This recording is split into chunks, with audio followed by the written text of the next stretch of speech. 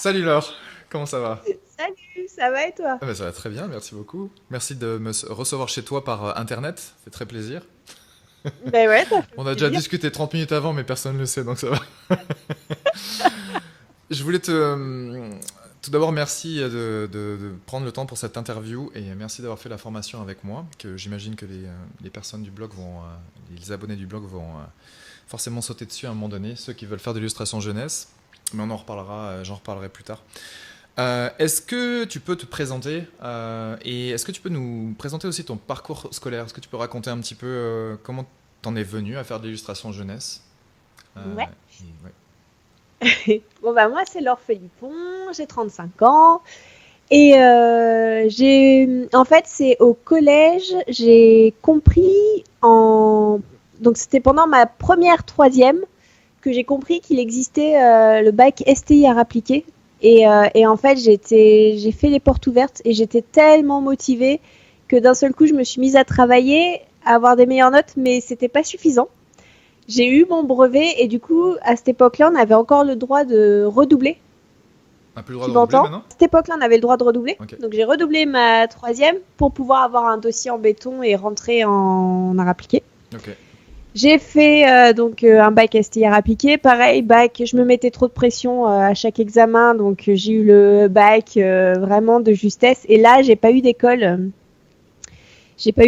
publique. Et Ok. en fait, j'ai eu la chance de pouvoir faire l'école Lisa Nantes. Donc c'est une école privée. Et ce qui était trop bien, ça a été une année de mise à niveau. On m'a forcé à faire une année de mise à niveau parce que j'aurais pu peut-être aller direct en BTS.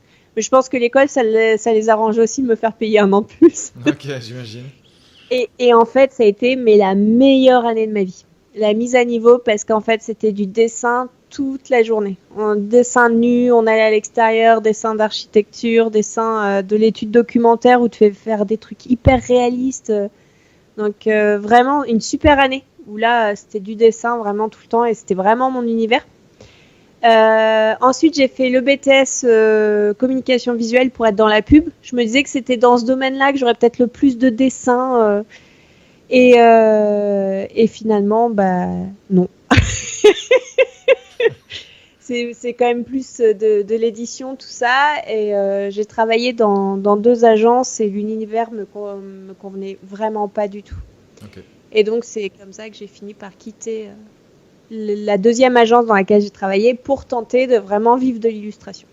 Bye tout le monde, je m'en vais à mon compte. Salut, c'est vraiment pourri ici. Je me casse. Donc tu t'es mis à ton compte. Voilà, C'était quand ça? Quelle année? en 2010. 2010. Hmm. C'est passé des bonnes choses en 2010. Ah ouais? 2010, ouais, ouais, ouais, bah, Ça te rappelle des choses? la reconversion professionnelle en 2010, c'est ce que j'ai fait. Ah ouais, toi aussi? J'ai arrêté la kinésithérapie en janvier 2010 et pour me mettre à l'illustration. Ah, trop marrant. Ouais. Et à la photographie aussi, parce que je faisais de la photo. Mais ouais, c'était la même année. Excuse-moi, je t'ai coupé. Donc après, comment ça s'est passé? Donc là, on est en 2020, donc t'as fait 10 ans en fait, ça fait 10 ans que t'es illustratrice. Ou en Ouais, tout cas, tu as décidé d'être illustratrice. oui. C'est à peu près vers quel âge que tu as commencé à être, à gagner suffisamment d'argent en fait pour subvenir à tes besoins? Ça m'a mis 3 ans. 3 ans, ouais. Donc, du coup, je dirais, ouais, 2010, ouais, 2013, quoi, où ça a Ok. commencé à... Moi, je dis souvent à mes élèves, de façon assez large, ça prend au moins 4 ans. Mais je sais qu'il y en a qui arrivent à vivre au bout de 2 ans, d'autres 3 ans. Ça va vraiment dépendre aussi de Il y a ton de la expérience. chance, il y a comment tu provoques les choses. Enfin, il y a Ouais. plein de trucs, ça dépend aussi de quel niveau tu pars. Exactement, il y a le niveau aussi, c'est sûr. La façon de connecter avec les gens et aussi quand tu sors de chez toi et que tu vas voir ailleurs, tu essaies de communiquer avec les gens, quoi, de parler de toi, de ton travail autour de toi, et puis ça fait la différence aussi, quoi. Et Ouais. les gens qui travaillent à la maison et qui restent chez eux tout le temps, et c'est sûr que des fois ils ont rien, quoi. Ils s'exposent pas sur Internet, ils s'exposent pas dans la vie. Ben, Puis là, c'est compliqué. là c'est un peu compliqué. Il y a peut-être ouais, un client, c'est comme le prince charmant, le client. Il arrive chez toi, ah ton travail. J'ai pu le voir par En fait, télépathie. même le prince charmant, à un moment, on se rend compte qu'il faut aller le chercher, quoi. Ah ouais, le prince charmant, il faut aller le chercher aussi, hein. En tout cas. Et donc, comment t'as commencé ta carrière en indépendante? Euh, Ta première mission de client, c'était quoi? La première, alors on va dire, oui, on va dire le premier vrai boulot, ça a été un livre, La Machine d'Octave, pour les éditions Petite Vague, Ok. qui a fermé ses portes peu de temps après. Ok. Mais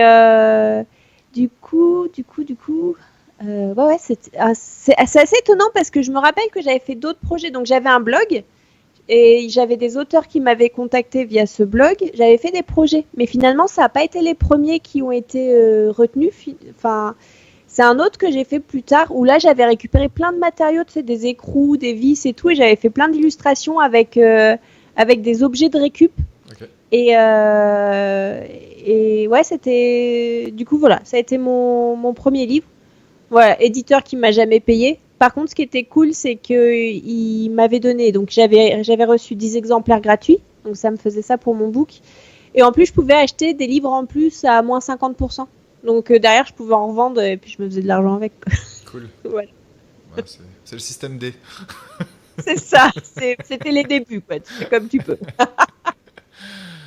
À quel âge t'as vraiment appris à dessiner? C'est-à-dire, est-ce qu'il y a un moment donné, tu t'es dit, c'est venu progressivement, ou à un moment donné, tu t'es dit, bah, là, je vais m'améliorer en technique, je vais m'améliorer en, je sais pas, en style, par exemple, ou recherche de style, ou est-ce que c'est... J'étais vachement contente parce que je me souviens que quand j'ai fait mon bac STI art appliqué, enfin en tout cas depuis le bac, on me disait toujours que j'avais un style, que a priori mes illustrations tu les reconnaissais. J'ai changé de style avec l'édition jeunesse parce que bon en plus je crois qu'avant je faisais des choses un peu plus tristes, un peu plus mélancoliques, voire trash un peu des fois, tu vois. J'aimais bien travailler avec la terre, avec des matériaux vraiment assez lourds. du purin. Voilà, du purin. Des... Et ça fait que tu utilisais les textures sur tes illustrations, ou tu t'en servais comme exemple, ou carrément, tu utilisais ça, quoi, dans tes illustrations. Ouais, Ouais, c'est j'avais ça. vraiment, T'appliquais la terre, quoi. ouais, c'est ça. Bah, et j'utilisais beaucoup le café aussi, tu vois, du café, des trucs, et je faisais des traînées avec c'était, voilà, et du coup, ça donnait des ambiances assez sombres, quoi. Ok. Et en fait, bah, pour la jeunesse, je suis partie vraiment dans un univers plus féerique. Après, il y a eu le fait, alors ça aussi, j'ai fonctionné beaucoup comme ça, c'est comme j'ai commencé à être plus présente sur Facebook. Sur Facebook, tu te rends compte, les gens, qu'est-ce qu'ils aiment. Vu que tu sais, tu as des illustrations, ils vont pas, t'as pas de j'aime, t'as pas de commentaires. Et sur certaines, et souvent quand je faisais des petites fées, j'avais plein de j'aime, plein de commentaires. Et en fait, je me rends compte que je me suis vachement laissée guider par la communauté, en fait. Parce que j'avais envie d'avoir des j'aime, donc du coup, tu sais, la fille qui est vachement une artiste, quoi. Mais après, je pense que être artiste, c'est aussi de nos jours, si tu veux être artiste professionnel, c'est bien de prendre en compte ça, parce que t'as l'artiste très, j'allais dire égocentrique, mais tu sais, il veut que faire à sa sauce, puis il s'en fout de ce que pensent les autres. Mais si tu veux faire ça en termes de pro, bah, ça peut pas marcher à long terme. Et l'inverse, c'est pareil. Après, tu as un manque d'identité si tu fais trop ce que les gens aiment, mais au final, si tu te laisses guider des fois et que tu peux faire des trucs à ta sauce en te laissant quand même guider par ce que les gens aiment. Donc Je ça, me suis pas, alors j'ai jamais perdu mon identité. J'ai quand même un style et un truc. De toute façon, je pourrais pas. Enfin, ça aurait plus de sens pour ouais, c'est moi. ça. Enfin, voilà. Ouais, ouais. Mais par contre, j'aime bien finalement là où ils m'ont emmené. Parce que je pense en fait que de toute façon, de manière inconsciente, les gens, ce qu'ils aiment, tu vois, je pense qu'ils allaient chercher la lumière chez moi. J'avais deux parts. J'avais vraiment ma part d'ombre que je pouvais mettre en visuel et peut-être la part un peu plus lumineuse. Et je pense que les gens m'ont fait justement aller rechercher des trucs dans cette part plus lumineuse. Et du coup, c'est aussi intéressant. Je pense que même, tu vois, même sur ça, psychologiquement et tout, y a des choses, il y a des choses qui se jouent, quoi. C'est sûr et certain. Si tu dessines des trucs trash, des, des fois ça peut être bizarre. Est-ce que tu me disais tout à l'heure, tu me disais les objets de récup avec des écrous et des vis, en fait tu utilisais ça aussi sur tes illustrations? Ouais, tu veux Ok. que je te montre? Tu veux que je montre? Volontiers. Voilà, c'est le tout premier livre, La Machine d'Octave. Ok, cool. Et du coup, le texte, j'ai demandé à une auteure de me l'écrire, mais par contre, l'idée de base, elle est de moi. Donc voilà, ça c'est sa petite maison. Oh, tu vois, là j'étais à l'entre-deux en fait. un petit peu, tu vois, tu sens que l'univers il est quand même un petit peu triste avec, Ouais, c'est vrai. avec pas mal de matière. Bah là, c'est plus les couleurs froides aussi qui donnent Oui, il y l'aspect a un peu de triste. ça. T'as le papa qui lit son journal. Ok. En gros, l'idée, c'est le petit garçon qui vit dans une maison triste avec bah, chacun fait sa vie, quoi. Et en fait, lui, il va vouloir créer une machine pour faire de la musique. Tu vois, là, pour te montrer un peu, là, il y a de la terre là-dessus. Attends, je vais te montrer. Tu vois, là, c'est genre, il y a de la terre et du café là-dessus. Waouh. J'ai jamais vu autant de textures dans une illustration. Waouh. C'est fou. Ouais, je travaillais vachement comme ça, en Et là, fait. tu redessinais par-dessus avec Photoshop ou comment tu faisais? Donc en fait, je faisais sur une espèce de toile un peu cartonnée. Tu sais, j'allais rechercher. Oh, moi, je suis à fond récup. Hein. Peut-être un peu radine aussi, tu vois.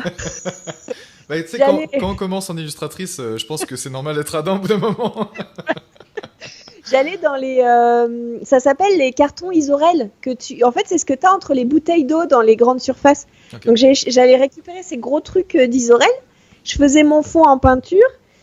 Ensuite, par-dessus, tu vois, là, tu as la machine avec tous les objets de récup que j'avais, quoi, en tout genre. Ok. Tu as ouais, des boulons et tout ça, et que je collais par-dessus. Et ensuite, je prenais la photo. Et non, je suis en train de regarder, mais tu as très peu. Si, alors là, tu as la mamie qui fait de la batterie. Et tu as Énorme. t'as Génial. les petites notes de musique, elles ont été rajoutées sur ordi, ouais. Bah là, pour le coup, tu vois, c'est pas pour moi, c'est génial. Bah, genre, c'est chaud, quoi, là. C'est plus du tout triste. Bah, là, j'imagine que tu arrives à un Là, moment de l'histoire où c'est... sa machine a fini par Ouais, ok, fonctionner et ok. ça se passe. Donc là, c'est la fin, en fait. Là, tout est bon, tout Voilà, est rose, ok. c'est ça. On voit le contraste entre le papa qui lit son journal. Moi, si j'avais un père comme ça, c'est sûr que je me suicide direct. Avec des têtes de boulons. Je suis pas sûr. En tout cas.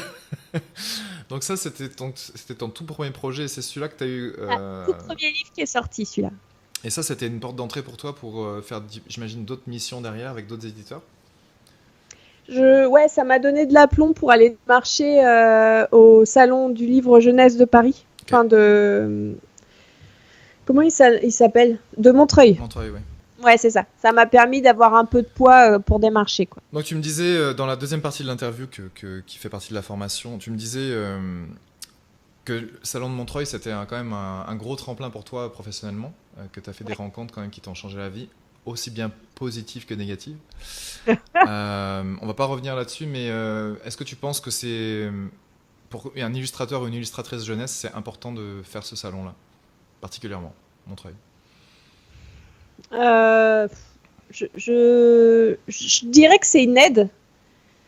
En plus, là, ça fait quelques années que j'y suis pas retournée. Je pense qu'après, en plus, puis on est tous différents. Donc, tu vois, moi, ça m'a aidé. Je peux pas dire que ça va aider toutes les personnes. En vrai, il y a quand même plein de manières d'accéder, tu vois, d'y arriver, d'aller au bout. Bien sûr.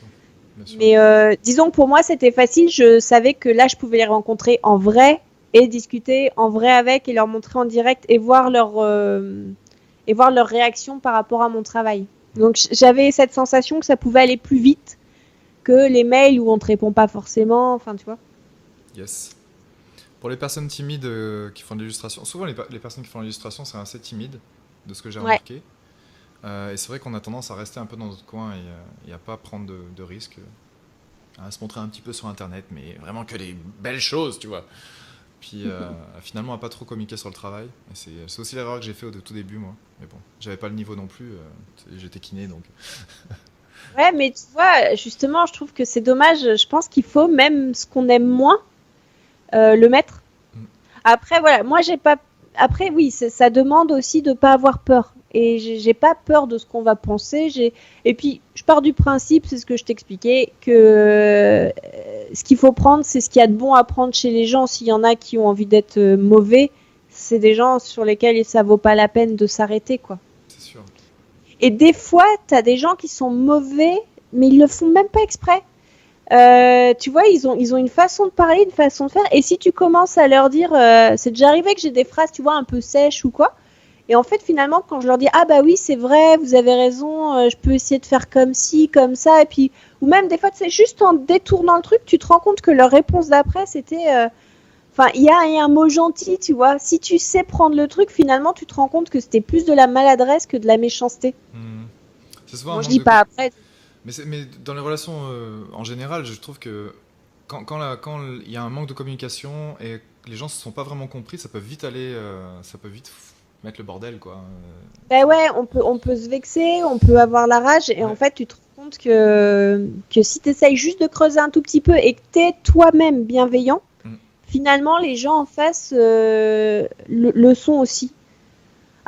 Bon, après, tu as des gens qui ont la haine et la rage, hein. Enfin, j'ai entendu parler de trucs sur Twitter. Enfin, tu as vraiment des rageux. Bien sûr. Et bon, là, voilà, c'est encore autre chose. Mais vraiment, sinon, en général, je pense pas qu'il y ait vraiment de personnes qui ont envie d'être mauvaises. De toute façon, l'être humain, il a juste envie d'être aimé. En général, oui, c'est sûr, là, à part les psychopathes, mais et encore les Voilà. psychopathes, je pense aussi quelque part, bah, je sais pas trop. J'ai pas assez lu là-dessus, mais en tout cas, non, mais c'est sûr que la plupart des êtres humains cherchent ça, mais ils cherchent la reconnaissance aussi.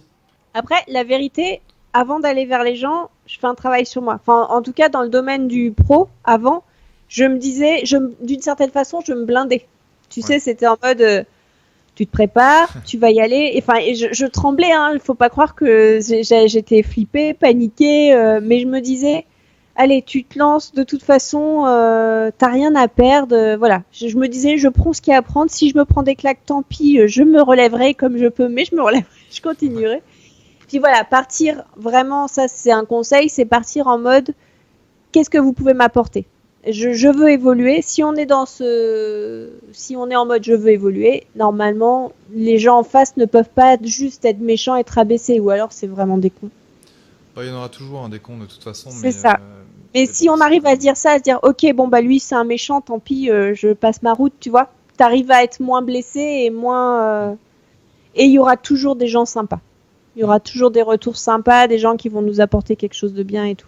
Avant de faire la première fois le salon de Montreuil, est-ce que tu avais ciblé des clients? Est-ce que tu savais déjà avec qui tu voulais travailler ou Ouais. grossièrement? J'avais des maisons d'édition que j'adorais. Genre, tu vois, j'adorais les éditions Ozu. Je trouvais leurs livres tout jolis, tout doux, avec plein de couleurs. Eux, j'étais vachement fan. J'ai jamais réussi à travailler pour eux.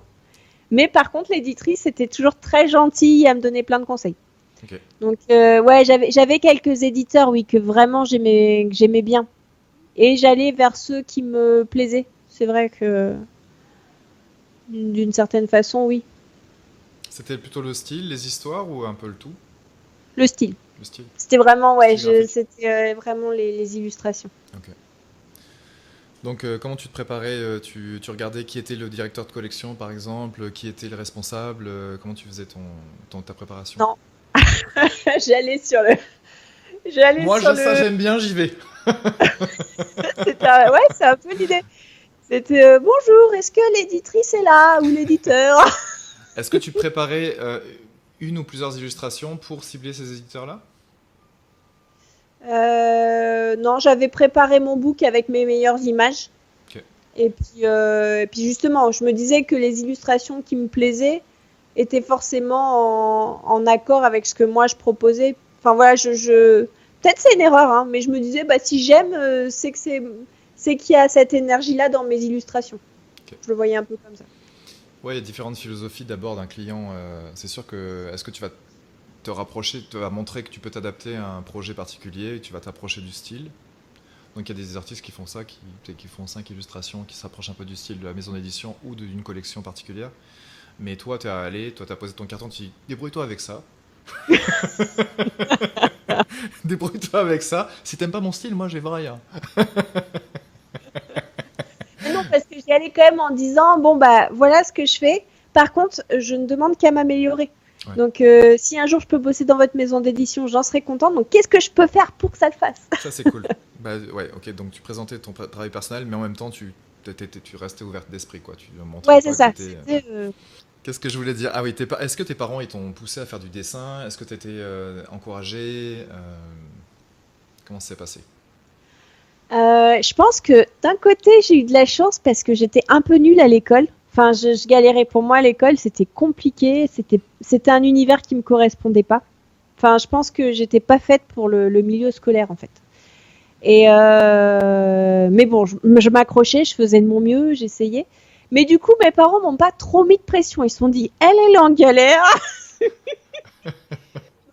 Qu'est-ce qu'on va L'avantage, c'est que faire? ouais, voilà, ils se sont dit, bon, en même temps, elle a une passion, bah, qu'elle suive son truc. Tu vois, ils étaient plus en mode, ils misaient pas trop sur moi, donc. Parce qu'en fait, je vois ma petite sœur, elle avait des super notes, elle réussissait super bien, et à elle, ils lui ont mis vachement plus de pression, tu vois. Vu les notes qu'elle avait, ils avaient vraiment envie qu'elle fasse un bac S. Donc ça se trouve, j'aurais eu des super notes, tu vois. Peut-être que le dessin, ça les Ouais, aurait un peu saoulés. ouais, je J'en sais comprends. rien après. Mais disons que j'avais pas trop de pression parce qu'ils voyaient que j'étais en galère. Bon, et qu'est-ce qu'elle va devenir? Elle est bouchère, charcutière ou qu'est-ce qu'on va en faire? Est-ce qu'elle va couper des têtes de poulet toute la journée? Ah non, ça aurait pas été possible. Non, illustratrice, ce sera mieux quand même. Ok. Est-ce que t'as vu plus de soutien du côté de ton père ou du côté de ta mère? En règle Euh, générale, je veux dire, si tu devais, de ta perception à toi en tout cas. Mon père, autant dire qu'il a été totalement absent. Par contre, c'est lui qui avait l'argent et c'est lui qui a payé l'école privée. Donc, je lui dois ça. Ok.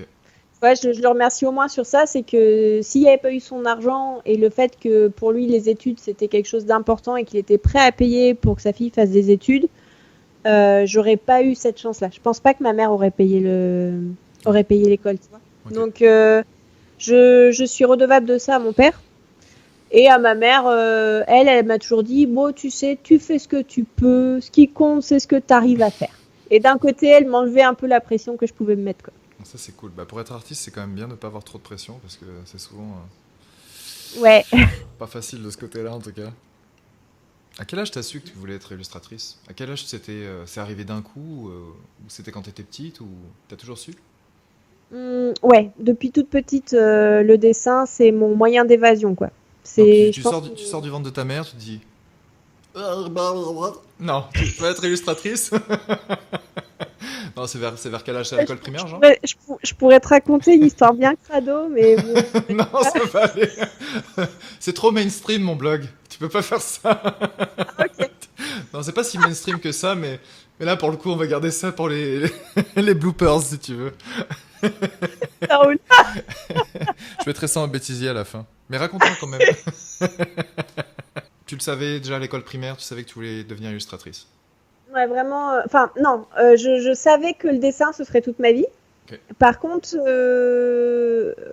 illustratrice, ouais, au début, on m'avait dit, il faut un métier avec des sous à la fin de chaque mois. ok. Donc, du coup, illustratrice, c'était pas le métier où tu as de l'argent à la fin de chaque mois. On sait que illustrateur, t'es plutôt en galère. Si je commence par l'illustration et que chaque mois je braque une banque, c'est bon, non? Non, ça marche pas. Ok. Ça dépend si tu cites la marque de la banque et que derrière tu la demandes. Ah, ok, en sponsor.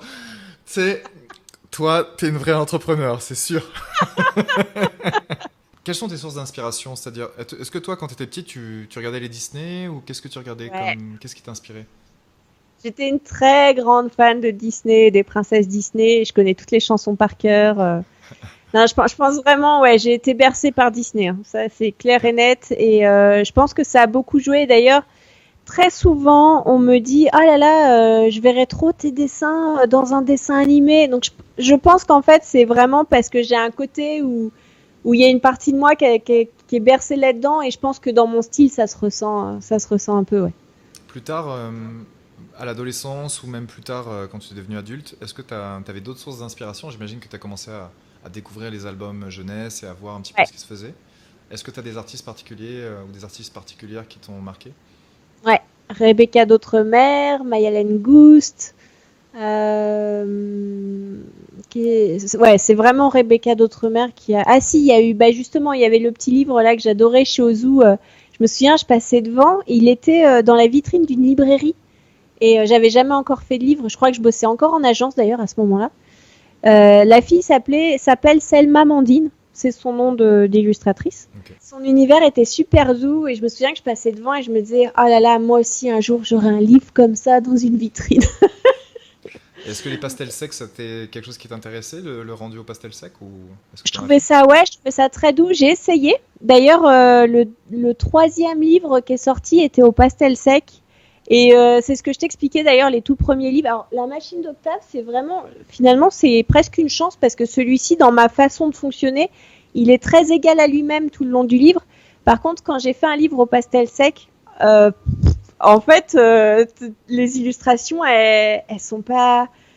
Tu vois, ça change vachement de style. Enfin, pas de style, mais d'une image à l'autre. Je sais pas, il y avait c'était pas là où je gérais le plus en fait. Parce que peut-être que tu apprenais aussi la technique du pastel sec en même Oui, temps que tu faisais. C'est peut-être pour ça aussi. oui, c'est ça. Ça faisait peut-être un peu beaucoup de choses de nouveauté parce qu'en fait, t'as la technique à apprendre plus bah, le fait, ça s'apprend hein, d'une page à l'autre, refaire le même personnage, qu'on le reconnaisse bien, qu'il ait les mêmes proportions. Ça demande, on se rend pas compte, tu sais, tu dis oh un livre, ouais ok, ça va être facile. Non, non. Ben non, en fait, c'est pas si facile. Non, non. C'est sûr que non, là. Ouais, il faut rester homogène parce que si tu travailles 6 mois ou un an sur ton livre, c'est sûr qu'au bout d'un an, tu t'es amélioré, ton personnage a évolué, puis après tu regardes la première image, tu fais oh oh. Ah Mais oh. enfin, moi, tu vois, je faisais mon truc, je faisais une illustration par jour, mais genre l'illustration du lendemain était pas la même que la veille. Hein. C'était déjà à ce C'était un autre niveau-là. album. Mais c'est sûr que moi, en général, je recommande à mes élèves de vraiment bien maîtriser une technique avant de vraiment de faire un projet là-dessus parce que faut Ouais, au moins passer, pour moi, il faut au moins passer 6 mois ou 3 mois si tu dessines à plein temps, là. Au moins 3 mois sur ouais, une technique, que tu sois vraiment à l'aise, puis après le reste, c'est que, bah oui, voilà, c'est ça. il y a moins de Ouais, paramètres qui rentrent en jeu, quoi. Mais bon, c'est un on est d'accord. point, c'est important que tu soulèves ce point-là parce que c'est sûr que, tu vois, regarde les auteurs de BD, moi je prends les auteurs de BD parce que je suis plus là-dedans, mais auteurs de BD, tu vois, c'est si ton personnage il change trop, bah, tu le vois évoluer au fil du temps, tu vois, mais en 10 Oui. ans. Mais si entre deux planches il a complètement évolué et que tu le reconnais plus, tu sais, je sais pas si. C'est Ouais, c'est ça. c'est un peu Donc ça. gênant. Ouais, c'est un peu gênant quand même. C'est bien d'avoir quand même, si tu dessines le personnage plusieurs fois, d'avoir un caractère sheet. Je sais pas si tu faisais ça, mais garder un caractère sheet, c'est-à-dire face, profil et trois quarts pour toujours l'avoir devant toi et faire un truc plus ou moins homogène, tu vois. Donc ça, Ouais. c'est ce que. Non, je le faisais pas. Ouais, c'est ça. Mais en animation, tu Mais vois. j'avais pas encore tes super vidéos pour apprendre. Mais ça se fait beaucoup, tu vois. En animation, souvent, ils ont Ouais, ça, ils affichent ça sur leur tableau à côté, ou puis comme ça, ils peuvent regarder à tout moment. Puis ça permet d'avoir une certaine homogénéité. Puis pareil pour les codes couleurs, pareil pour plein de choses, quoi. Puis maintenant, avec le numérique, c'est sûr qu'ils peuvent faire ça directement sur leur écran. Mais moi, j'aime bien coller des trucs à côté de moi quand je fais des dessins traditionnels pour que ce soit. Voilà. Encore une ouais, fois, c'est des petits trucs qui te sauvent des fois. Des fois, c'est rien, hein, mais après, tu vois, ça joue énormément. Hein. Ce que tu vois tous ouais, les jours quand tu te réveilles, la première image que tu vois, imaginons, je sais pas, t'as une peinture en face de ton lit. Cette peinture-là, elle va te rester jusqu'à la fin de ta vie, hein, parce que le matin, c'est là où tu absorbes les ouais. choses. Puis cette peinture-là, tu la reconnaîtras jusqu'à tes 99 ans. Hein, tu t'en rappelleras, tu sais. Même si tu l'enlèves aujourd'hui sur ton mur, mais si tu t'es réveillé plusieurs fois avec, c'est sûr que tu vas t'en souvenir, quoi. Ouais, Mais bon. t'as trop raison. Mm. C'est pareil avec les personnages. Si tous les jours tu es devant un personnage, bah, tu vas le retenir à force de le regarder, quoi. Est-ce que tu as des inspirations en dehors du monde de l'illustration? Parce que souvent, je vois les artistes se focalisent sur un domaine et ils se disent, si je veux être le meilleur dans ce que je fais, il faut que je regarde ce monde à fond, là. Il faut que j'étudie tout ce qui se fait dans le monde de l'illustration jeunesse. Et moi, je pense que c'est pas vrai. Je pense que c'est pas si important que ça, en fait. C'est juste entretenir ta sensibilité, entretenir ta créativité, et ça, il faut sortir un peu du out of the box, tu vois. Il faut sortir un petit peu en dehors de l'illustration, quoi. Voir ce qui se passe ailleurs, tu vois, dans le monde de la Ouais, mode, dans le monde de l'histoire. Et c'est comme ça qu'on apprend plus de choses. Et c'est souvent là, d'ailleurs, qu'on voit, en faisant ce travail-là, qu'on voit l'origine des vraies choses. Parce que souvent on se dit, ah, cette illustration elle est trop bien, tu sais, ça doit être un pionnier ou une pionnière, tu vois, d'avoir fait ça. Mais en fait, tu te rends compte que bah, elle s'est inspirée de ça, et celui-là ouais, s'est inspiré de celui-là, et celle-là s'est inspirée de celle-là, tu vois. Enfin, et c'est pareil en musique, tu te rends compte que bah, c'est une reprise d'une reprise d'une reprise, puis au final, t'as jamais regardé vraiment ce qui était bah, la poule en fait, et pas l'œuf, tu vois. Et je pense que c'est important de faire ce travail-là. Toi, est-ce que tu es intéressé par des choses spécifiques en dehors de l'illustration? Les peintres, j'ai pas mal de peintres. Tu vois, Dali, je suis super fan de son univers. Klimt. Et alors, un autre truc que je fais, c'est la nature.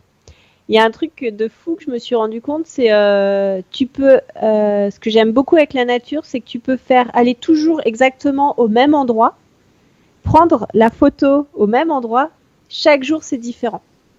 Et un truc que j'adore faire, c'est quand je me balade, j'essaye de trouver des balades un peu sympas et essayer de avec ça c'est la chance d'avoir des smartphones où tu peux faire des photos partout tout le temps.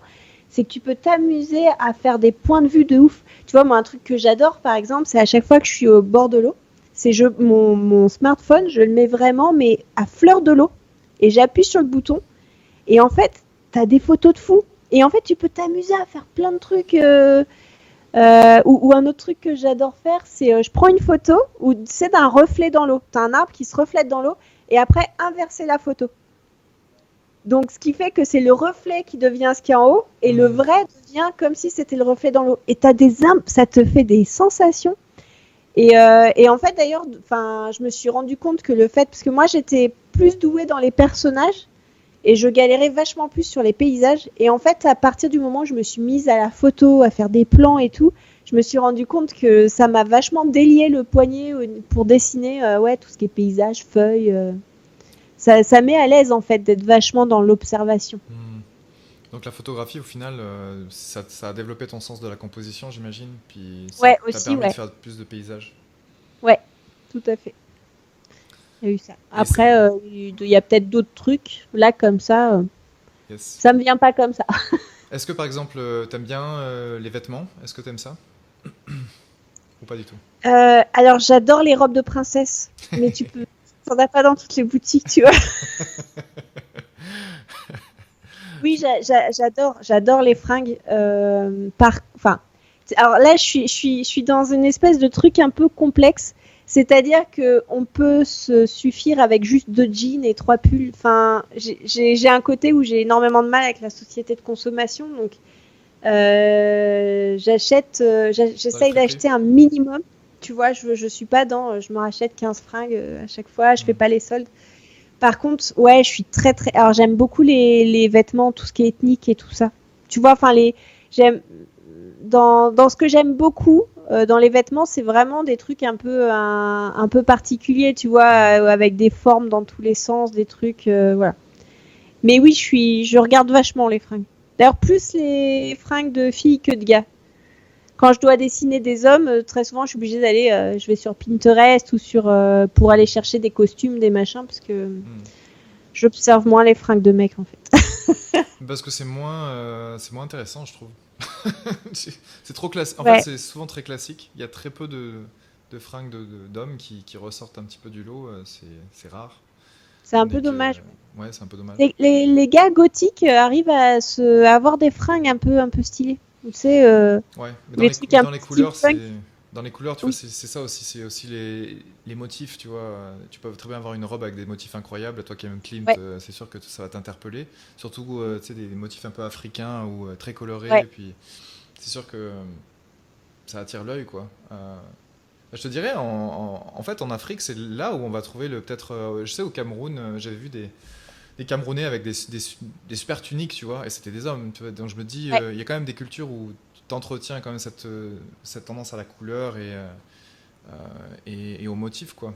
Tandis que, Ouais. ouais, dans la vie de tous les jours, maintenant, à part au Canada, les carreaux, je veux dire, j'ai l'air d'un bûcheron quand je suis là-dedans, moi, mais est-ce que tu peux parler de tes 3 dernières illustrations que tu as faites dernièrement?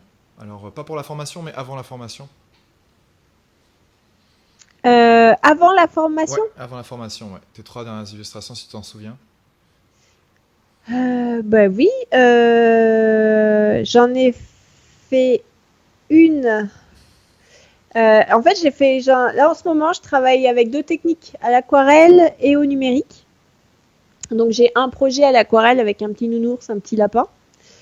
Donc j'en ai fait même plusieurs. Projet personnel? Pardon? Un projet personnel? Non, c'est un projet qui est sur Ulule là en ce moment, Ok. qui essaye d'être financé. En fait, c'est rigolo. J'ai retrouvé en fait ce projet-là. on avait commencé avec l'auteur, on l'avait fait en 2012 et on n'avait pas trouvé d'éditeur, enfin on avait un peu démarché, on n'avait pas trouvé. Et là, en fait, elle a fait un projet de comédie musicale avec sa classe et une troupe de professionnels autour de ce projet-là. Et du coup, ils veulent en faire un livre. Donc ça, c'est devenu un spectacle. Et là, ça a été commandé dans une ville et en fait, le livre sera offert aux enfants avec le spectacle musical de Ah, c'est l'histoire. génial ça. Ouais, je trouve ça vachement chouette. Donc j'ai refait toutes les illustrations et c'était drôle d'ailleurs de voir ce que je fais maintenant par rapport à ce que je faisais en 2012. Ça a bien évolué quand même. Tiens, en parlant de ça, d'ailleurs, est-ce que tu regardes beaucoup ce que tu as fait avant dans le passé, voir si tu as évolué? Est-ce que c'est motivant pour toi?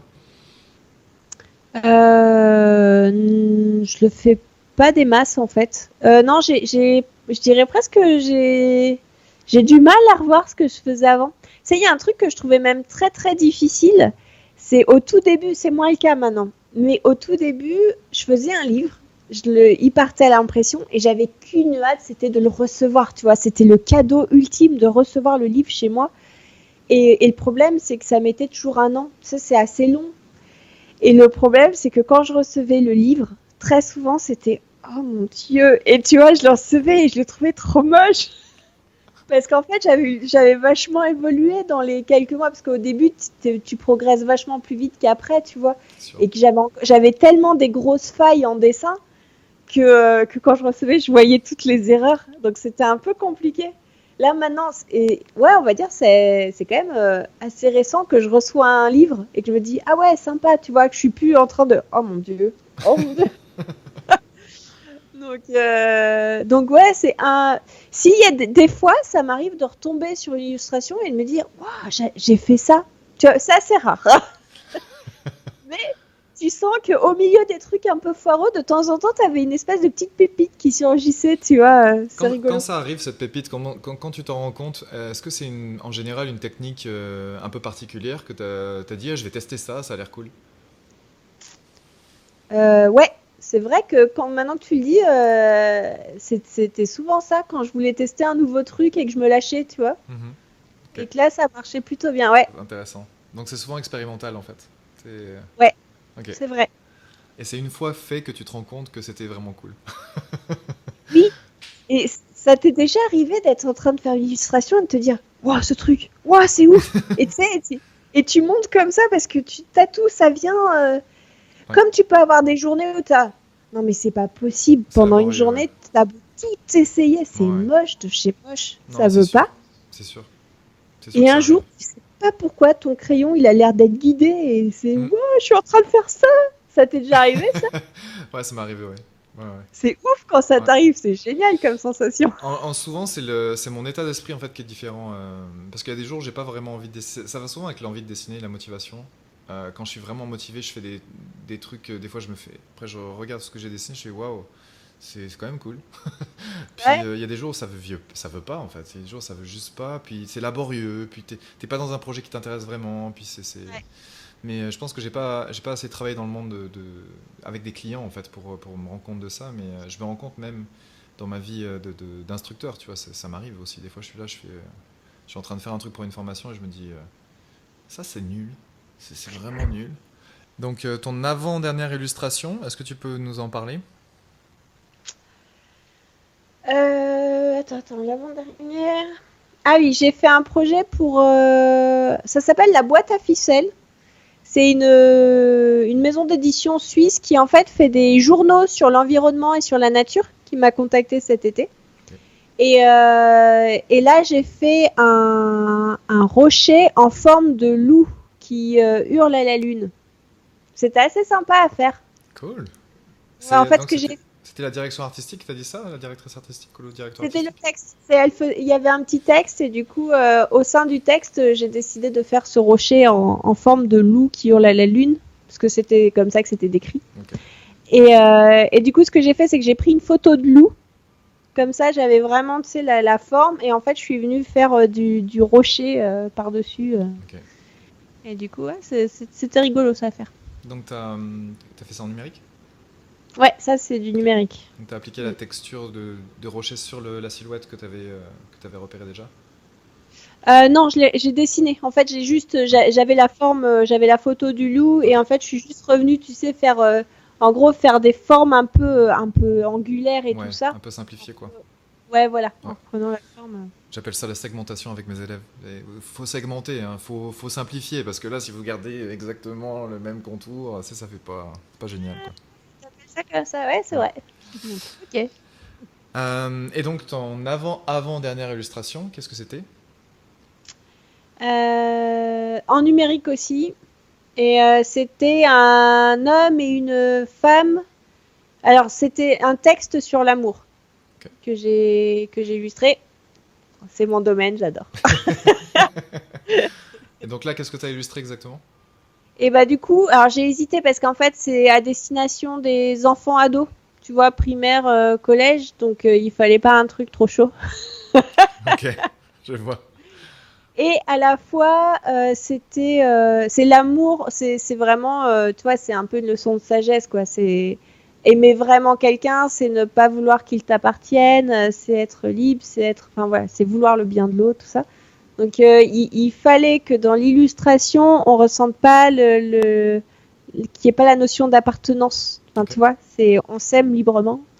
Hmm. Et en fait, je suis partie sur, j'ai trouvé une sculpture qui était super jolie avec un homme comme ça et la femme à l'envers.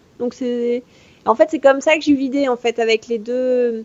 Ça fait les deux visages Tiens, inversés mais et du coup, c'est pas l'illustration le croquis que j'avais passé bah oui, je l'ai posté tout exact. à l'heure. C'est Bah, c'est ça. ça que j'ai vu. Ouais, Je dis je tiens, mais l'ai ça me fait il dit y a quelque un... chose. Oui, That's ring a mais oui, bell. Ah mais je viens juste de la voir. c'est ça. Du coup, tu vois de quoi je parle. Ouais. Et donc, tu vois, ça fait un peu le yin et le yang. Et je me suis dit, l'homme, je vais le mettre en noir et la femme en blanc. Comme ça fait encore plus ressortir Ok. cette notion-là. Cool, cool. Bon. Est-ce qu'il y a une Mais illustration? Ouais. dans la version finale, ils se font un bisou quand même. Ah, c'est mignon. J'ai un peu, tu vois, j'ai un petit C'est la peu. version censurée, ça. Ah non, la version censurée, ils sont tout nus. Ils se font des bisous avec la langue, mais je veux pas savoir ça. Qu'est-ce que je voulais dire? Est-ce qu'il y a une illustration qui t'a particulièrement marqué dans ta carrière, là, jusqu'à présent? Il y a une illustration que tu adores, que tu es content de ton travail et tu te dis, elle est bien comme ça. Il y en a, il y en a plusieurs. Une en Je particulier ou... pense que la première vraiment où ça m'est arrivé, c'était avec les éditions Picolia, dont je te parlais Ouais, justement. ok. En plus, c'était une reprise d'un conte qui était sorti chez Disney, La Belle et la Bête, qui est Ok. mon conte préféré. Et du coup, j'ai dessiné Belle. Et ouais, j'étais trop contente. Voilà, ça a été vraiment je crois que ça a été une des premières fois où j'ai fait un visuel et où vraiment, ouais, je le revoyais, je me disais, oh cool, j'ai fait ça. La toute première illustration, voilà, c'était celle-ci. Donc tu l'as avec ses deux sœurs. Ok. Avec ses deux sœurs. Voilà. Bon, la bête, j'ai un peu plus galéré, hein. C'est moi. Ah oui, je la connais, cette illustration. Je me rappelle. C'est vrai? Ouais. Bah, en voyant ton portfolio, je l'avais vu, ouais. Ah oui, bah tu vois, ça montre si elle est dans mon portfolio, c'est que je l'aime bien. Bah, en fait, c'était quand tu sais, je voulais savoir ce qu'on aurait pu faire pour la formation, puis j'avais étudié tes images, je me suis dit, qu'est-ce que je veux? Est-ce que je veux plus de texture? Est-ce que je veux plus tu sais, de trucs fluffy, là, avec des poils? Ou est-ce que je veux... mais comme je te disais, moi j'aime bien les illustrations avec pas mal de textures et surtout du tissu. J'aime bien le tissu, je sais pas pourquoi, ça m'interpelle. Et ouais, c'est ça, c'était en regardant ton portfolio que j'avais vu ça. Mais il y a beaucoup d'images dans ton portfolio au final, hein. Il y a plein d'images là, il y a plein d'illustrations. Quand tu dis le portfolio, c'est mon blog? Ton blog, ouais, excuse-moi. Ah, Ton, d'accord. ouais, bah là où tu as toutes tes images, c'est ton blog. Oui, ok. Ok, Oui, oui, oui. Oui, oui. Je dois pas en avoir 15 000. ouais. Parce que Mais t'avais un autre portfolio en ligne ou... non, non.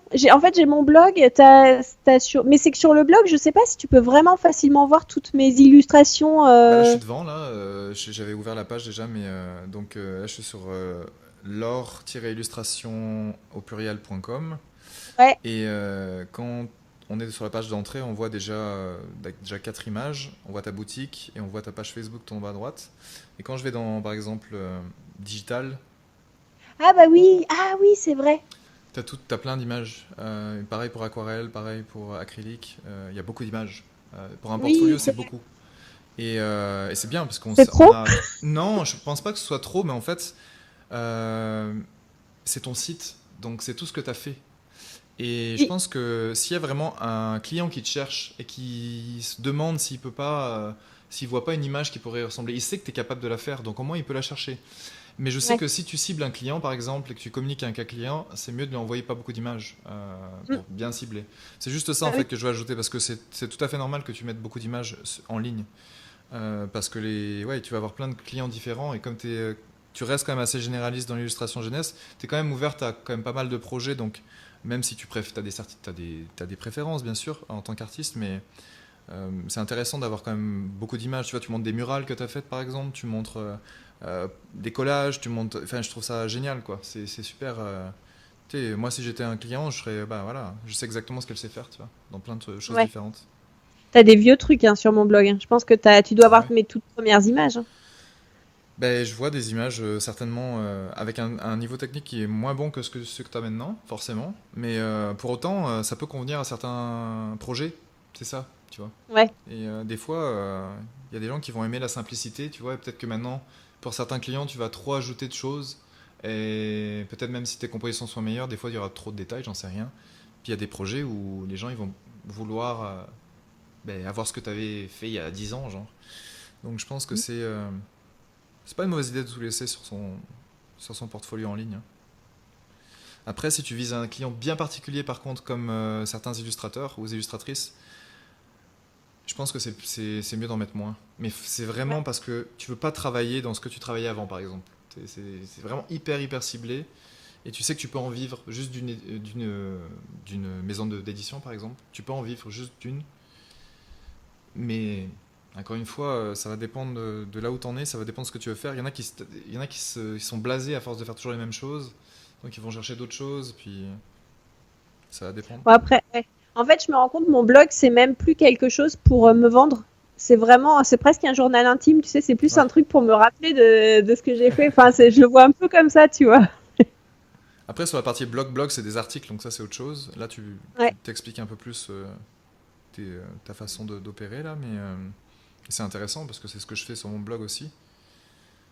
Et tu peux raconter des histoires à travers ça. Mais c'est vrai que si tu regardes, ça fait peut-être longtemps que tu n'es pas allé dessus, mais sur ta partie digitale, tu as beaucoup d'images. Ta partie Oui, acrylique, ça fait super longtemps que je suis pas allée. tu as beaucoup d'images. Ouais, ben c'est ça, c'est souvent comme ça que ça arrive. Par exemple, la partie acrylique, je pense qu'il y a une centaine d'images. Ah ouais. Ouais. J'en fais plus du tout, ça, de l'acrylique. C'est drôle que je te dise ça parce qu'il y a des personnes qui connaissent mieux mon blog que moi. Ah, Il y a des gens, ils ouais. vont. Tu sais, c'est fou, mais même les formations, moi, des fois, les élèves, ils croient que je connais tout par cœur. Tout ce que j'ai dit dans mes formations, tu vois, Ah oui. au temps près, tu vois.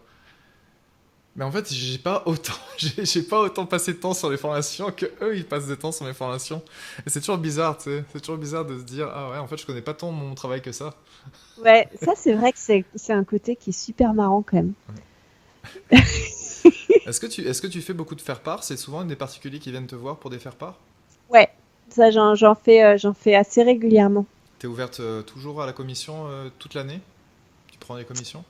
Oui, bah là du coup, exceptionnellement, là je leur ai dit qu'avant le 15 novembre, c'était pas possible parce que j'ai vraiment pas mal de projets. Mais sinon oui, en général, je prends tout le temps. Il paraît que c'est bon signe de travailler de moins en moins pour les particuliers. Il paraît que c'est bon signe. C'est vrai? Mhm. Ça veut dire que tu as des plus gros projets en fait. Qu'il y a des plus gros projets, donc des projets plus sérieux, on va dire, plus, on va dire, longs à faire aussi surtout. Donc Ouais. c'est souvent des maisons d'édition qui te contactent. Mais bon, de toute façon, il faut Euh, commencer. Si on doit ouais, faire c'est 3 ans de faire part, tu feras 3 ans de faire part, hein. Je veux dire, quand on commence, faut pas, faut pas mais refuser. surtout que c'est vrai qu'il y a un côté où faire des faire-part, tu vois, c'est vrai que c'est des petits projets et du coup, au niveau énergie, c'est un peu plus compliqué que quand c'est sur un long projet. Enfin, ça peut paraître bizarre parce qu'on pourrait se dire que c'est le contraire. Mm. Mais nous, en fait, accumuler plein de petits projets, je trouve que ouais, Ça draine. ça va me fatiguer peut-être plus, ouais, qu'un un bon gros projet sur lequel tu te mets pendant un certain temps. C'est drainant. Parce que pour chaque projet, c'est l'initiation du projet, je pense, qui draine. Parce que c'est comme, je sais pas, c'est un peu comme les relations amoureuses. t'as pas envie de refaire tout le temps le début. T'as pas envie. T'as envie d'être avec Ah quelqu'un non, de je suis stable. pas d'accord. Le Non, début, c'est ce qu'il y a de mieux. non, mais c'est ce qu'il y a de mieux. C'est pas ce que je veux dire. Mais ça draine beaucoup moins en fait d'être avec la même personne. Ça draine beaucoup moins parce qu'après tu dois. En fait, moi je vois les débuts de relation, c'est souvent comme ça. C'est genre ça te draine, enfin ça te draine. C'est très bien, hein.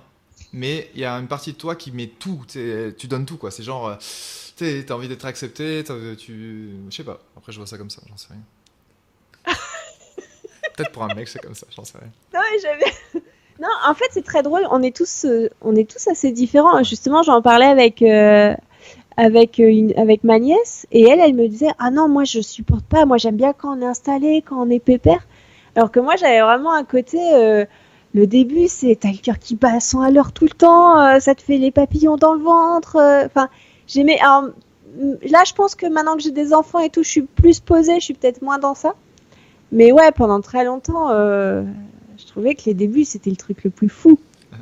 Et d'ailleurs, il y a quand même un côté où je me rends compte. Non, si on fait. Désolée, Vas-y, dans vas-y. ma tête, ça va super vite, Vas-y. mais c'est que j'étais en train de me dire. Ouais, en fait, c'est que je sais pas dire non. Il y a aussi un côté où je réponds oui à tous les particuliers parce que quand on vient vers moi, mais alors, si on compare ça à l'acte, un truc amoureux, ça va pas le faire. C'est la fille. Non, Je non. sais pas dire non. Bah, et si, ça peut se comparer quand même, mais voilà, c'est en fait, t'as envie de te faire accepter, puis t'es contente, rien que de savoir que quelqu'un s'intéresse à ton travail au Voilà, départ, t'es c'est contente, ça te ça. suffit. Il y a ce côté-là. À partir du Hmm. moment où une personne, ouais, c'est un faire-part, c'est pas un très gros projet, mais pour cette personne-là, c'est un très gros projet, tu Hmm. vois. Et il y a ce côté de, on me demande, on me fait appel à moi pour quelque chose d'important. Et donc, j'ai toujours ce côté de, c'est dur de dire non. En fait, très souvent, là, c'est vraiment parce que j'avais peur de pas gérer et je voulais pas me mettre dans la panade. Mais souvent, même quand je suis assez blindée, ouais, je me débrouille, tu vois, je le fais quand même, quoi. Ça marche. Donc là, récemment, t'en as pas fait beaucoup parce que t'as eu beaucoup de projets, donc ça, c'est cool pour toi, quelque part. Ouais. Qu'est-ce qui te draine, en fait, au départ, quand tu fais des petits projets comme ça, qu'est-ce qui te draine? C'est de connaître les impératifs de chaque client, le cahier des charges? Non, alors, en vrai, jusque-là, c'était compliqué. C'est ça, ça peut paraître bizarre, hein, je peux être assez contradictoire, mais en fait, c'était très très compliqué pour moi les commandes comme ça de particuliers, parce qu'en plus, ils veulent quelque chose de très précis. C'est assez rare qu'on me dise fais-toi plaisir, tu vois, c'est Hmm. bon, voilà, on est 5 dans la famille, il faudrait mettre le petit chat, il faudrait nous mettre dans un bateau. Donc c'est quand même super précis. Par contre, ce qui m'a fait du bien dernièrement, c'est que j'ai eu un déclic où je t'en avais parlé, je crois, où j'ai commencé à pouvoir aller plus loin dans voilà, si les gens commencent à me raconter leur histoire et que depuis que je m'intéresse plus à eux, à ce qu'ils sont eux vraiment, leur essence, leur personnalité, là j'obtiens quelque chose qui est plus intéressant parce que je vais plus loin que juste on va être tous les 5 dans notre bateau, quoi. Ouais, je vois ce que tu veux dire. Donc, j'ai déjà aussi fait un faire-part où la nana m'a envoyé tous les faire-part, m'en a envoyé 20 je crois en me disant bon bah le mariage est annulé. Oh non! Ils sont pas mariés les gens. Ça Ah, arrive qu'une fois. alors, moi, j'ai été photographe de mariage, tu sais, entre 2010 et 2013, puis j'ai pris beaucoup de photos de mariés, là. Puis je me suis rendu compte que les gens, ils restaient pas mariés. Et ça m'a calmé. C'est pour ça que je me suis jamais marié. J'ai fait, oh waouh. J'ai fait, waouh. En fait, je sais pas si c'est une bonne idée.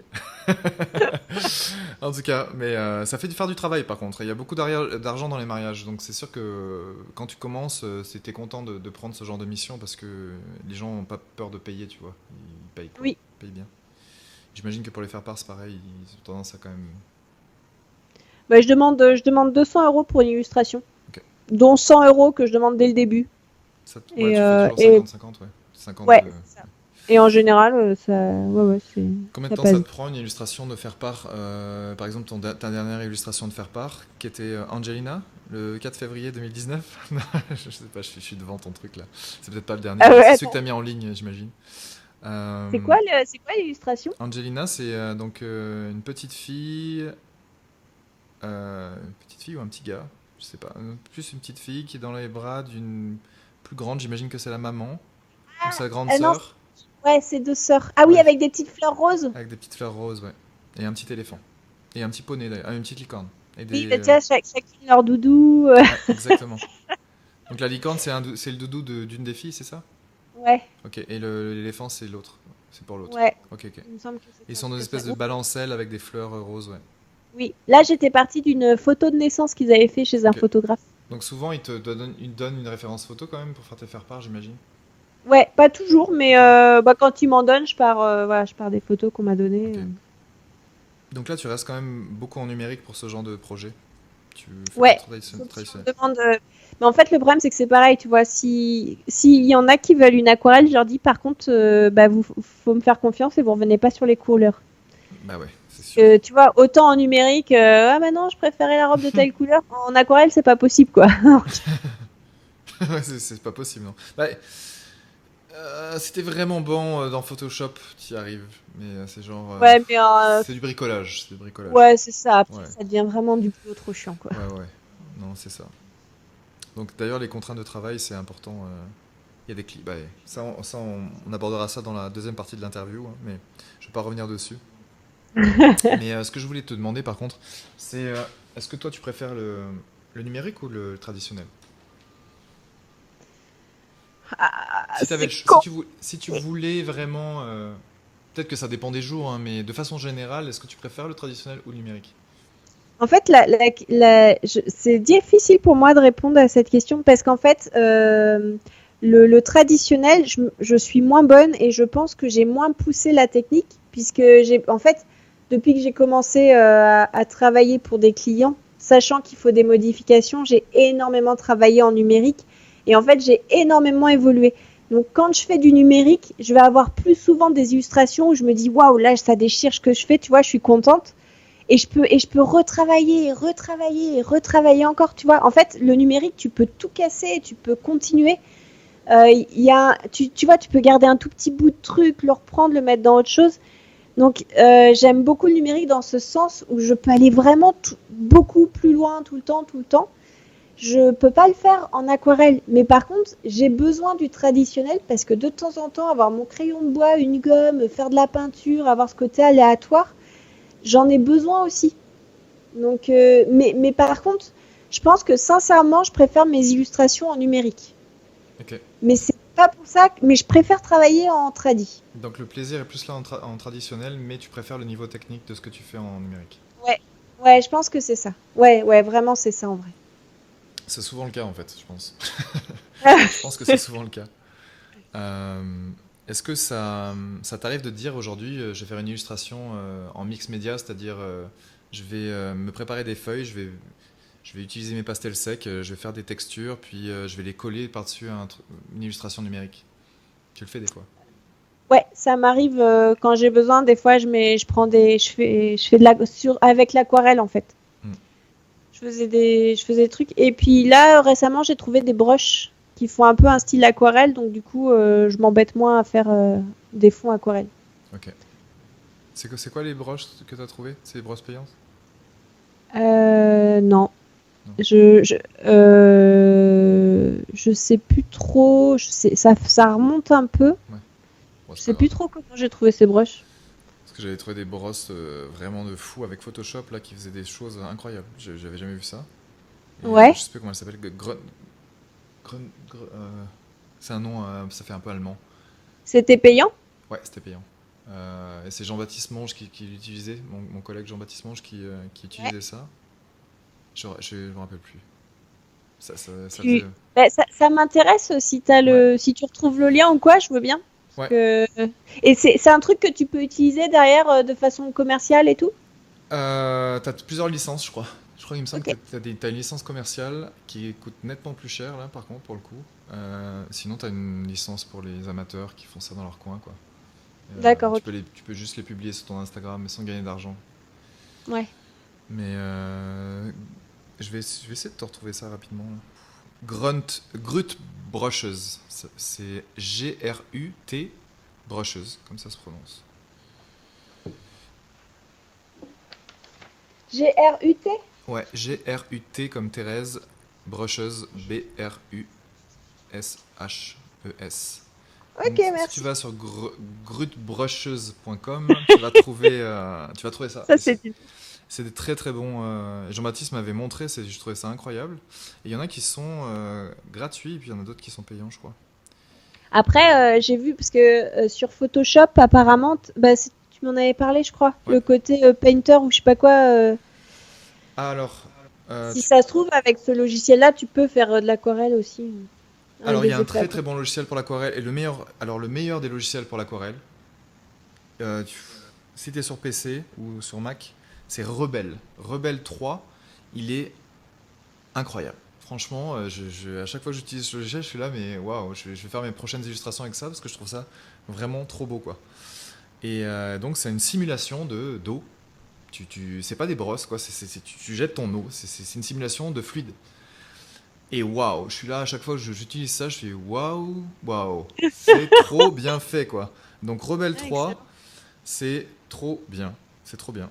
Après, c'est sûr que ça a quand même des limitations, mais c'est vraiment bien fait, quoi. La version 3 est vraiment incroyable. Ah, ça veut dire que tu peux te créer des fonds avec ça et puis ensuite les enregistrer et les ramener dans Photoshop Ouais. derrière, quoi. Et que pas que des fonds, tu peux te créer des décors vraiment rapidement. Mais c'est fou, quoi. Je te dis, c'est incroyable. Je voulais faire des tutoriels là-dessus parce que je trouve que ça manque. Ce logiciel n'est pas très connu. Alors qu'il mérite d'être connu, hein. Il est vraiment bien fait. C'est la Euh, meilleure simulation pense, d'aquarelle. pense à te faire sponsoriser. Ouais, je suis allé les chercher. Non, mais moi, tu me connais, tu sais, je vais chercher les gens. Je leur dis, mais moi, j'aimerais bien être affilié à ce produit parce que je l'adore. Moi, quand je veux être affilié à un produit, c'est que je l'adore le produit. J'ai envie de, tu sais, de participer au truc. Parce que voilà, je suis un influenceur, donc je suis content de travailler pour des gens qui font des bons logiciels. Et tu sais ce qu'ils me disent? Ils font, ah bah on n'a pas de problème d'affiliation, puis on n'en veut pas. Mais par contre, vous pouvez faire de la pub gratuitement pour nous. Et je fais, mais ouais, moi je mange, je fais quoi, moi, et personne, comment comment je paye ma bouffe, comment ça se passe? Non mais, tu sais, ils se rendent pas compte du temps que ça met rien que pour faire une vidéo sur YouTube. Moi, une vidéo sur YouTube, ça me prend du temps, là, tu sais, faire une review, c'est un vrai travail, là. Puis, Ouais, c'est bien. donc, je veux bien parler d'un logiciel, mais faire un test en entier gratuit, ben, ouais, c'est comme maintenant les gens qui m'envoient du matériel. Moi, maintenant, le matériel, ça me fait pas vivre, hein, le matériel, hein. Tu m'envoies une tablette graphique, ouais, mais moi, j'en fais quoi, tu sais, j'en ai déjà 40. Donc, je fais quoi avec ça? Donc, les gens se rendent pas Bah, compte. tu l'envoies au copain. Mais j'envoie aux copains, mais tous mes copains ont des tablettes graphiques autour de moi. C'est sûr que mes amis, ils ont tous des tablettes graphiques. Des fois, ils en ont même pas besoin, genre, je leur donne, pareil. Tu sais, je lui dis, bah, tu peux la vendre. Non, mais c'est ça, tu sais, j'ai pas le temps pour ça, moi. J'ai Non, même pas mais le parce temps pour qu'en fait, vendre il y les en a affaires. qui t'envoient. T'as quand même eu des sponsors ou des gens avec qui tu travailles qui t'envoient des tablettes, Ouais, des trucs comme ça. plein, plein, plein. J'ai des sponsors, c'est pas ça qui manque. Là, j'ai au moins 20 sponsors derrière moi. Là. Puis de temps en temps, je Ah ouais? travaille avec un ou l'autre. Ouais, mais maintenant, je fais plus ça parce que ça m'intéresse plus. C'est trop de travail pour un produit qui est pas le mien. Moi, je préfère vendre mes formations parce que mes formations, je sais qu'elles sont bonnes, au moins. Parce que c'est mon produit, je sais que c'est bon. Je sais que je fais du travail sérieux, je sais que je suis derrière mes élèves. Tu sais, je lâche aucun élève tant qu'il, tu sais, il a pas maîtrisé son truc, quoi. Donc, et mon équipe, elle est pareille que moi, parce que on se ressemble tous dans cette équipe, hein. Je les ai tous recrutés parce qu'ils me ressemblent un petit peu. Enfin, qu'ils me ressemblent, en tout cas, on se complète bien. Et Audrey, elle a la barbe aussi. non, elle aimerait bien. Elle aimerait bien. Donc Audrey, bah ouais, tu vois, chacun a son rôle dans l'équipe, quoi. Et puis c'est comme ça qu'on avance, quoi. Mais c'est sûr que moi, je dois payer mon équipe à la fin du mois, quoi. Puis c'est moi qui budgète, c'est moi le mastermind là-dedans. Si j'avance pas, si je sais pas, si c'est pas clair dans ma tête, ce sera dans aucune des têtes claires, quoi. Parce que voilà, donc moi, je perds pas de temps avec quelqu'un qui est là, qui fait ouais, bah, qui me prend pour un artiste qui débute. Et moi, non seulement je suis Ouais, pas un mais artiste qui débute, mais en du plus, coup, là, tu disais que tu allais quand même le faire, la formation sur le site Rebelle, alors qu'ils t'ont envoyé bouler. Tu ouais, vas le c'est faire quand ça. même, du coup. Mais de toute façon, je les fais toujours un peu miroiter dans leur truc pendant quelques mois. Et puis de toute façon, si je suis pas affilié, je suis pas affilié. Point final, je vais quand même faire une formation avec ça. Mais ce sera pas une Après, formation, ce sera un ça tutoriel vaudrait gratuit. le coup de leur envoyer, Comment tu tu dis? vois, parce que de leur envoyer ce que Ouais. tu as fait. Ouais. Ouais, Parce qu'ils vont peut-être se rendre compte aussi, eux, derrière, de ah bien, ouais, quand même. bien sûr. Avec ce logiciel, je sais déjà ce que je peux faire et je peux faire déjà mieux que ce que font la plupart des gens avec ce logiciel. Je sais déjà, parce que mes connaissances font que voilà, je peux faire des belles compositions avec tous les outils qu'ils mettent à disposition. Là, je vais faire des trucs géniaux, je le sais. mais il me faut du temps pour ça. Puis, C'est un Rebelle, c'est un site qui est payant ou non, pas? c'est pas un site, c'est vraiment un logiciel. Donc le site, c'est. Attends. C'est un logiciel gratuit? Non, c'est payant. Attends, Ah ouais. je vais te dire qui fait ça. Et du C'est coup, tu l'as Escape payé toi le Motion. logiciel? Ouais, je l'ai payé. Ouais, je l'ai payé de ma poche là. Ouais. Donc moi, j'ai pas demandé. Moi, en fait, c'est un élève qui m'avait dit à l'époque, est-ce que tu connais Rebelle? Je fais quoi? C'est une série télé? C'est quoi? Non, c'est un logiciel aquarelle. Tu verras, c'est cool. Je dis ok. Bah moi, tu sais, j'essaie tous les logiciels qui me tombent sous la main. Hein, j'ai essayé un peu tout. Ouais, Rebelle 3, bah c'est un joyau quoi. C'est le joyau des logiciels quoi. Faut que tu mettes ta main dessus. Hein. Même, je vais te dire, des fois, c'est bête de dire ça, mais Attends, mais tu payes combien ce logiciel? ah non, mais c'est pas. En une fois. Hein. Moi, j'ai dû le payer 150 balles, je pense. 150 euros, un truc comme Ok, ça. Je veux pas dire de bêtises, d'accord. hein, mais de mémoire. Non, mais Attends. là, t'es en train de les vendre, tu te rends compte? Franchement, moi, je vais aller les voir. Hein. Je vais dire, ouais, je vous signale, vous avez envoyé vous les pites, mais là, je vais vous l'acheter, votre truc. Alors, peut-être va falloir aller retourner le voir. Hein. Mais tu vas voir, c'est exceptionnel comme logiciel. Tu peux pas faire des trucs plus naturels avec ce logiciel. Ça, on dirait du traditionnel. Ah, sympa. Et tu vas voir sur leur. Alors, c'est escapemotions.com. Et ils ont plusieurs, bien sûr, logiciels. Ils en ont plein, en fait. Ils ont Flame Painter, Umberlight, Inspirit. Franchement, tu peux pas te dire la différence entre un dessin fait sous Rebelle quand il est bien fait avec un dessin traditionnel. Ok. C'est pour ça que tous les illustrateurs jeunesse et les illustratrices jeunesse, j'ai envie de les brancher sur ce logiciel-là s'ils font du traditionnel parce que ça peut vraiment remplacer. Si tu travailles avec Photoshop en parallèle, tu peux vraiment faire énormément de choses avec ces deux logiciels. C'est fou quoi. Ah, ça C'est peut pour être ça, super intéressant. ouais. Tu peux faire un album entier avec ça. J'ai déjà des idées d'albums de ce que je pourrais faire en illustration jeunesse avec ce logiciel. Je sais que j'avais une table verte juste à côté de moi avant avec tous mes médias traditionnels, mais je voyais que j'avais jamais le temps de les utiliser. Tu sais. Donc Ouais. je me suis dit, en tant qu'à faire, autant vivre dans un plus petit espace, puis utiliser un logiciel, quoi. Parce que bon. Mais j'aime bien crayonner quand même à la main, j'aime bien mes crayons de couleur aussi, mais c'est vrai que c'est toujours pareil, c'est le temps. Puis quand il y a un truc qui te plaît pas, bah, en traditionnel, bah. Quel serait le conseil que tu donnerais, ce sera la dernière question, je pense, pour cette interview qui est déjà assez longue, mais quel conseil tu donnerais à quelqu'un qui veut démarrer dans l'illustration jeunesse? Je t'avais Euh, déjà posé la question dans la deuxième partie de ouais. l'interview, mais je vais la Et poser je suis ici. en train de réfléchir à qu'est-ce que j'ai dit là. Tant mieux que tu sais pas. Tant mieux si tu sais pas. Ouais, c'est ça, ce que tu dis, c'est pas. Moi, je pense que, ouais, alors, je sais plus ce que j'ai dit ouais, la Non, dernière non, fois. te C'était souviens à pas. part. Prends ce qui te vient à l'esprit. Là. Euh, Faire les choses avec le cœur. Voilà, je pense que, enfin voilà, c'est le premier conseil qui me vient. Je sais pas si c'est celui de la dernière fois, mais je pense que quand on veut faire ça, c'est parce qu'on est porté.